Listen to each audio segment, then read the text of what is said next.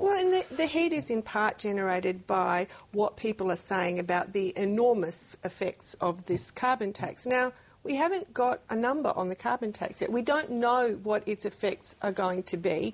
We know that the government, because they're not, completely stupid, are going to compensate households fairly comprehensively.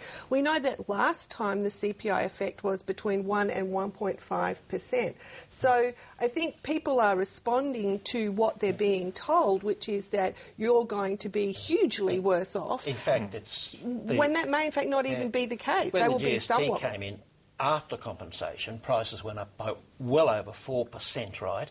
In this case, before any compensation, the main figure there was about 1% on a $25 a tonne. Wayne Swan had an interesting new line on the whole thing this morning on the Nine Network. We'll have a look at that now.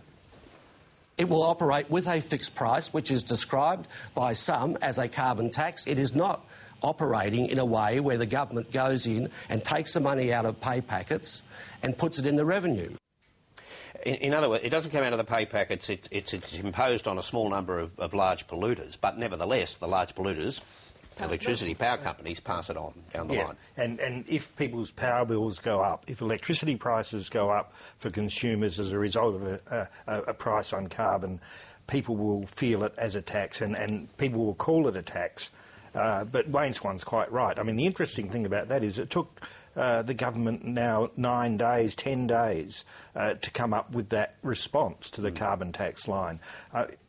I sometimes get the impression that this government doesn't actually war game things before they do them. They come out days later with, do you want to have a briefing by our economics people about the real impact on electricity? They're not really... Now, that would have been handy on day one, not on day 7 or something. Even on the ABC news site, there was someone saying on day one, I tell you how this is going to work, it's going to come out as a tax out of your pay packet. Now, that was politely put. It was wrong. I mean, there are a lot of things that are factually wrong these days on blogs and that. I mean, you almost think, the end of the Enlightenment's here, because no one cares about facts anymore. They just say anything. But they should have corrected that on day one.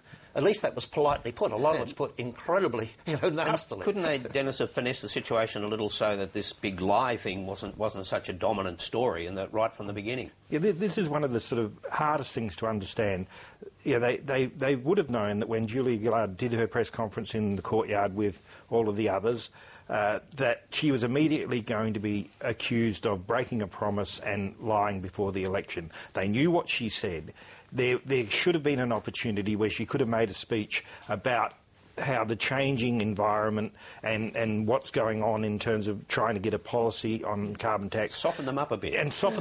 And she could have said, look, I know I said this before the election, but now we're actually thinking about a carbon tax and we'll see where it goes. But instead you just come out and drop it. And of course, you're then immediately open to a legitimate charge that you've broken a promise. Although, I've got to say, I agree with you on the politics, but she'd have known before the election that the only way she was going to get a carbon price through this parliament, even if it was just with the Greens in the balance of power in the Senate, was to have a fixed price in the first instance, because that's the only way that Labor and the Greens can get around the point of intractable difference between them, which is the ultimate ambition of the scheme. Yeah, so she must have known when she said no carbon tax that, in fact, if she was going to do anything, if she won government, it was going to have to start with effectively a carbon tax and put off that decision about the ultimate cap, the ultimate ambition of the scheme, because that's the only way that Labor and the Greens could work together. I find the politics very odd here. I can't understand why she's brought this storm down on her head by saying we'll introduce a tax, but saying but we'll take the tax away before any of its benefits, which are quite clear for business, price certainty. Yeah, and that's not clear in the minds of a lot of people either. It's a temporary tax. Yeah, but I think they would have been better if you're going to talk about it at all. What business would like, if you're going to have it, is on for 10 years. BHP's made that clear. They need the price certainty, which is what a tax can give, and it's also very simple. So when they're trying to invest, they need to... It makes it much easier to plan investment into clean technology if you know what the price is going to be, and a tax will give you that. Now, if you're going to have one and you're going to have an awful lot of heat on your head, why not get the advantages of it and explain those advantages, which, compared to an ETS where it's much more complex and the price is far more volatile. Well, the reason they would say is because if they had a tax for 10 years, they would have no way of guaranteeing that they'd meet their target. Well, you can, because you're not going to... The price is not going to deliver your targets either way. And in either way, you have to buy in permits from overseas to make the ETS work, and you could do that with the tax. But in terms of international credibility, it would be very difficult for them to go out there and say, yep, sure, we're absolutely going to get to our targets if they had a tax as their only mechanism. I think you could, but anyway. Well, a lot of things